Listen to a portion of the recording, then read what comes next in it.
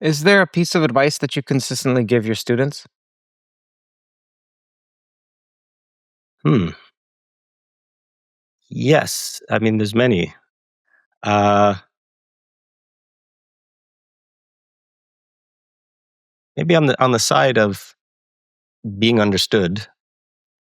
I think what it's a particular challenge in quantum foundations because many researchers come with very different ideas. It's sometimes hard to communicate effectively. So it's really important if you want to get your idea across to learn how to communicate effectively. And so it's I tell them, it's all about the narrative, right? That you need to have a strong narrative. So if you're giving a talk, you need to like make it really clear what you want people to come away with. So, or when we're writing papers, so there's a Can you give an example of that? An example of how that's done poorly and then how you would sharpen it, tighten it, improve it? yeah. So like maybe something that would be done poorly is like if I am making an argument for something and I just sort of jump into here's a fact, here's another fact. Together they imply this and they imply that, and we arrive at this result. That's worse than here's what we're interested in, and here's a result. Like here's a theorem. Now I'm going to tell you everything you need to understand what this theorem says. I'm going to give you the definitions of the terms so that you understand the content of the theorem before I try to persuade you that it's true, right? Before I try to give you the proof. And often in talks, trying to give the proof is definitely the wrong thing to do because the audience won't have the time to absorb it. But spending the time so that they understand what the result is saying, what the definitions of the terms on that's really what you want to focus on. So you want people to be able to come away and say, I understood what the claim was. They claim to have proven this theorem. I have to go to the proof to make sure that it's right, but I understand what they're claiming. So things like that, where it's about what you should be emphasizing, what you should be spending your time on. Spend more time on motivating it, because if people don't see why what you're answering is interesting, they're not going to pay attention. So you got to spend a lot of time motivating why you're trying to answer this question. That's extremely important, and you don't want to try to contract that. So advice I feel like that's the kind of advice I feel comfortable giving, very kind of small scale advice about how to present well, how to write well. I actually did give a talk to the grad students on how to give a good talk, and I've given talks on how to write a good paper. So this is something I do think a lot about. Like, what are the tricks you can use to write well, to present well? I also sometimes offer advice about sort of like how to do physics, but there, it's harder because different people with different strengths are going to make progress in different ways. So there isn't necessarily sort of like one kind of route to making progress. People who have different styles of research, that can be very useful. So you don't necessarily want to force somebody to do research in any particular style. Are you often misunderstood? I think so, yes. Yeah, it's surprisingly so. That it is a frustration in a way that I spend a lot of time and energy, for example, writing papers in a way that I hope that this cannot be misunderstood, and giving talks where I hope I'm sort of clear about what I'm arguing for.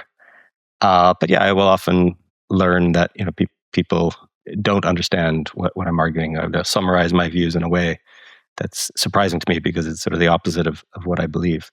So yeah, I'll often in trying to the students, for example, coming back to the students, they will complain about how long it takes to write a paper with me because I can always see opportunities for improvements and places where we could be clearer. And I often argue that in spite of putting in so much effort to be clear and going over this text many times till it feels like it could not possibly be misunderstood, nonetheless it will be. So that's one of the mottos I like to say is that don't write so that it's possible to be understood. Write so that it's impossible to be misunderstood. That it has to be totally clear what you're saying. And even when you set that as your goal, you're still going to be misunderstood. So if you don't set that as your goal, you'll definitely be misunderstood. I see. So why don't you give an example? What is it? How about this? What is it that Rob is most misunderstood about that frustrates him the most? Like the intersection of those two. Okay.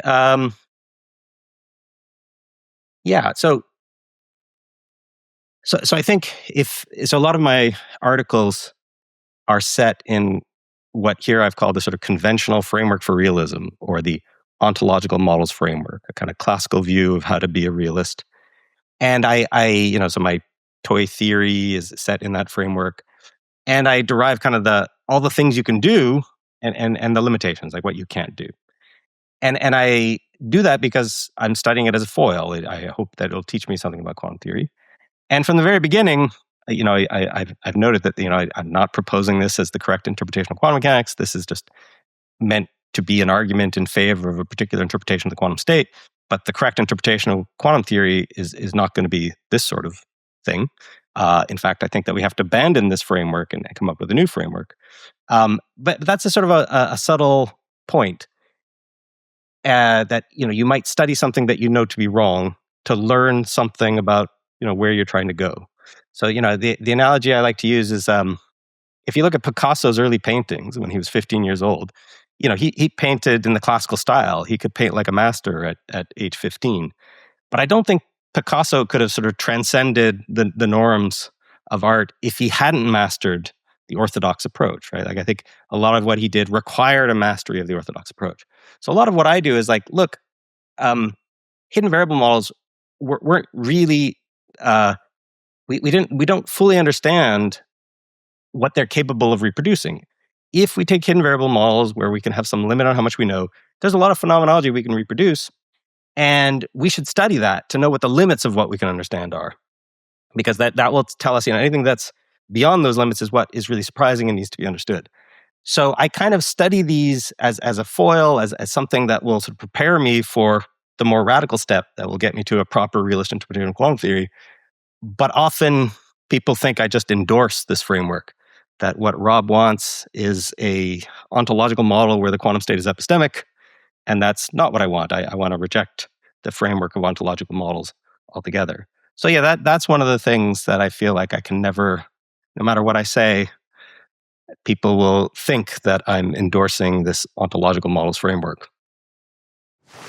The Economist covers math, physics, philosophy, and AI in a manner that shows how different countries perceive developments and how they impact markets.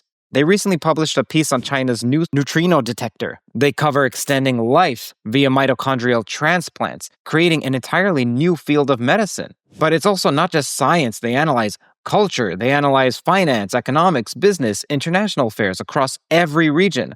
I'm particularly liking their new insider feature. It was just launched this month. It gives me a front row access to The Economist's internal editorial debates, where senior editors argue through the news with world leaders and policymakers in twice weekly long format shows. Basically, an extremely high quality podcast. Something else you should know about is that if you go to their app, they not only have daily articles, but they also have long form podcasts with their editors and writers. This is also available online. Whether it's scientific innovation or shifting global politics, The Economist provides comprehensive coverage beyond headlines. As a TOE listener, you get a special discount. Head over to economist.com/TOE to subscribe. That's economist.com/TOE for your discount.